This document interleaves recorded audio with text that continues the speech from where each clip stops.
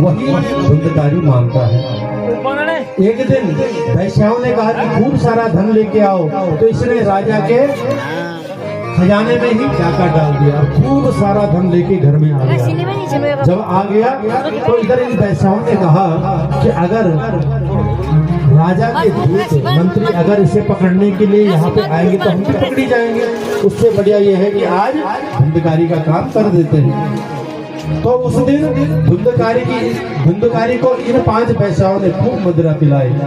जब पिलाई तो वह एक चारपाई में लेटा, तो उसे चारपाई में बांध दिया गया।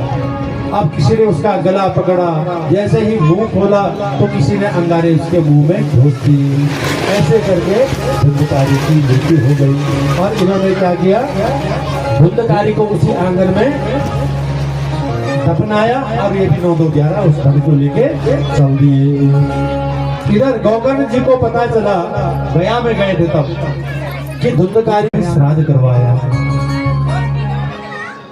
तो अपने घर को आए, घर के आंगन में बैठे, रात्रि हो गई, आसन बिछाया और जैसे ही लेटे तो वहां पे कष्टमुत्कृतो रात्रो कुतो यातो तस्मिमां किम्वा प्रेत पिशाचो राक्षसो निशासनाः।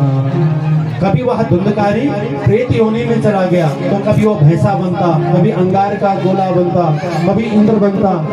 गौकर्ण जी ने देखा, परेशान हो गए, बोले तुम कौन हो? तब धुंधकारी ने कहा, अहम भ्राता त्वदीयोऽस्मि धुंधकारी नामतः स्वकीयेन वदोषेण ब्रह्मस्त्वं संमया। हे भाई, मैं तुम्हारा बड़ा भाई धुंधकारी हूँ और स्वकीयेन अपने ही दोष के कारण मुझे यह दुख प्राप्त होता है। अहो बंधो कृपा सिंधो भ्रातर मात्र मोचया गौकर्ण वचनम चिंता तस्मै वाक्य यथा ब्रवीत।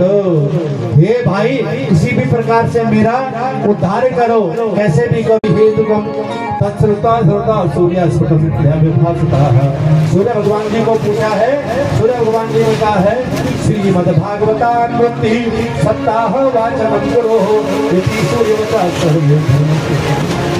हे गौकर्ण, तुम शीघ्र श्रीमद् भागवत का पाठ करो और अपने भाई को श्रवण कराओ, तब उसकी मुक्ति होगी। और तब गौकर्ण जी ने श्रीमद् भागवत सप्ताह का वाचन किया है। और जब प्रारंभ हुआ तो गौकर्ण तो हवा रूप में है, एक बांस का खोखला, 7 गांठ का बांस वहीं पे रखा हुआ था, तो उसके खोखले में जाके वहां हवा रुक गई। और जब उसने पूरी कथा सुनी तो उसकी मुक्ति